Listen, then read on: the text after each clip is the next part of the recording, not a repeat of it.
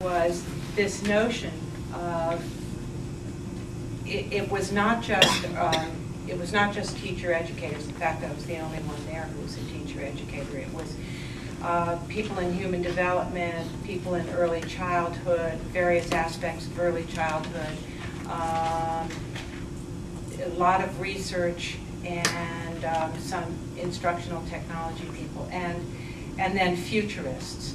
And the big issue in every profession, it turns out right now, is the issue of bringing current research into practice. It might scare us a little bit to think that this is a problem in medicine, but it is. It's a problem clearly in economics. But you know, it is almost every single profession is having difficulty because the explosion of knowledge makes it very difficult to relate research and practice. And then, of course, research has a bad name because of our experience with it as we've grown up in schools. And you know, as I said earlier, that time in the library and stuff. So what could make a bridge between research and practice in education? I really began thinking about this while I was at the conference and sort of said that. that I thought, so let me move on to the next one, teacher research might be a way to begin to do this. And the reason I began thinking about this was when I think about, as you've heard today, there's like 6 steps in developing a really good teacher research study. The first one, of course, is you know, getting settled in your context and developing a question. But as you move into that question, one of the things that you heard was that we need to read what other people have written about the problem that we're examining. Well, I thought if you really spend time thinking about reading and thinking about teacher research, you will know that teacher research may be a good bridge between that research piece and actually what takes place in practice. Now, I want to step back for a second and help you see what the problem is for so many teachers with this, and what the problem is in our field.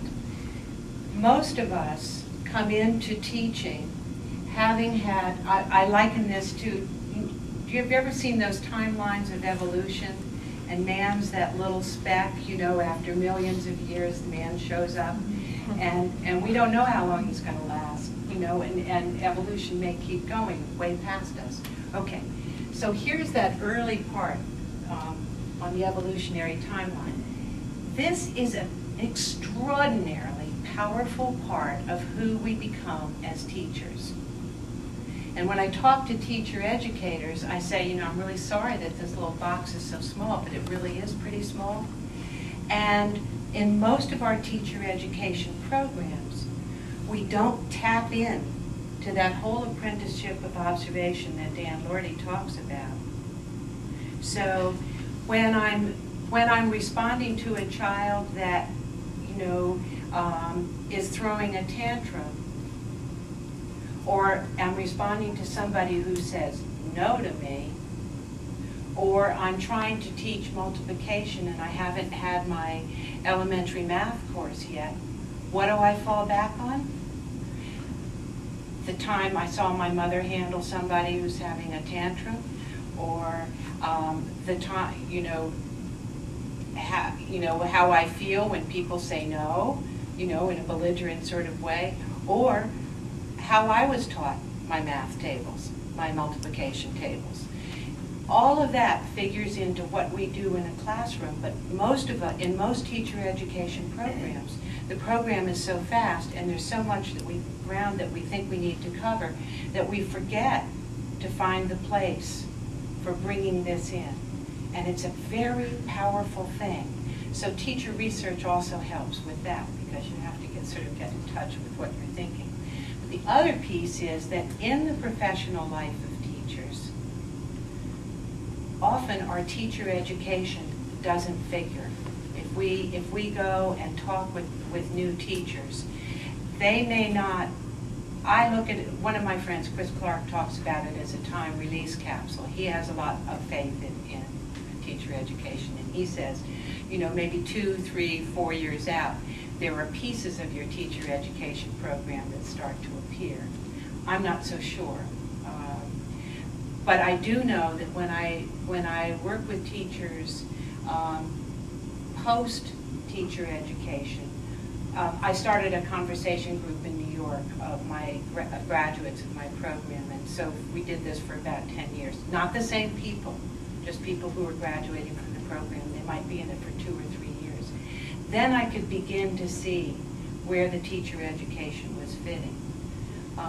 But if you don't have a place to talk about it, it's gone, because most of us as teacher educators leave you after you graduate. So we're not fitting into the rest of your life. And this is what teacher education looks like.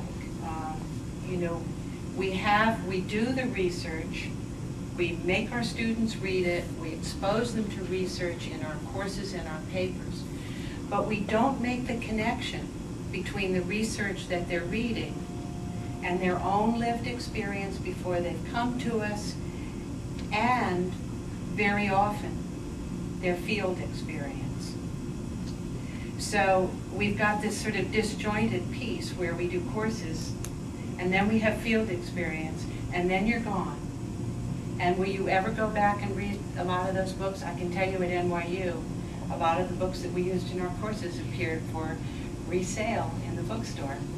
It's a little depressing. So I think we need to do something, and that is to grow this role of teacher education in the lived experience of teachers as professionals. And I think teacher research begins that we can begin it in our teacher education courses.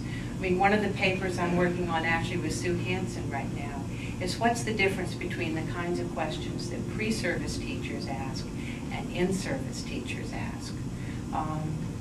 I can tell you my hunches, having worked with both groups. But the fact is that if we can start to identify the kinds of things that are important to pre-service teachers that help us make action research really important to them, then that muscle, if you will, that inquiry stance will start to move into their first years of teaching, so that even your first year, Matt, there might have been some questions that you would be asking, some ways of informing yourself. So I'm thrilled that the second year it's happening for you. And teacher educators can keep an engagement with their students. It also suggests, however, that we expand the description of a teacher educator to being professional development, to being engaged in the professional development of teachers. Beginning, I'm going to say, most teachers are teacher educators, because a lot of children make up their minds about whether they want to become one of us in that lived experience time prior to teacher education.